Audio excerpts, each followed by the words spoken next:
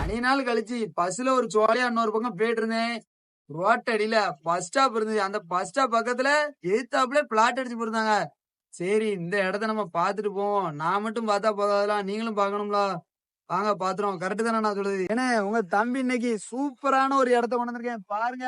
தார் ரோட்டு மேல நல்லா கேட்டுருங்க. தார் ரோட்டு மேல பஸ் ஸ்டாப் இருக்கு. அதான் பஸ் ஸ்டாப். அருமையான அம்பாரமா ஒரு பிளாட் சேல்ஸ்க்கு வந்திருக்கு. பிளாட்ல இருந்து கிழக்க வந்தீங்கன்னா 23 அடி வழிப்பாதை. கிழக்க இருந்து அடுத்து வடக்க இருந்து தெற்கனைக்கு போனா அதுவும் 23 அடி வழிப்பாதை. தெற்கு தெரியாத காட்டுல கொண்டாந்து தம்பி கொண்டாந்து விட்டான்னு நினைச்சிடாதியா. நல்லா பாத்துக்கிட்டுங்க. பக்கத்துல வீடுகள் இருக்கு. வீட்டு மனை பக்கத்துல ஊர் இருக்கு. நல்லா கேளுங்க. குறைஞ்சது 7 சென்ட்ல இருந்து உங்களுக்கு தேவைக்கு தகுனாப்ல 10 சென்ட் வேணுமோ 20 சென்ட் வேணுமோ எவ்வளவு நாள் நீங்க எடுத்துக்கலாம். இப்போ ஒரு சென்டோட விலைன்னு பாத்தீங்கன்னா ரோட்டடியில கிடக்குது. ஒரு சென்டோட விலை 1,80,000 ரூபா. அதுவே கொஞ்சம் பின்னதள்ளி வழிப்பாதை 23 அடி வழிப்பாதை தான். நீங்க கவலைப்படனா 23 அடி வழிப்பாதையில கொஞ்சம் பின்னதள்ளி போனீங்கன்னா ஒரு சென்டோட விலைன்னு பாத்தீங்கன்னா 80,000 ரூபா. நல்லா கேட்டுக்கிடுங்க. பக்கத்திலே ஊர் இருக்கு. நல்லா பாருங்க. உங்களுக்கு பார்த்தாலே தெரியும் வீடு இருக்கு.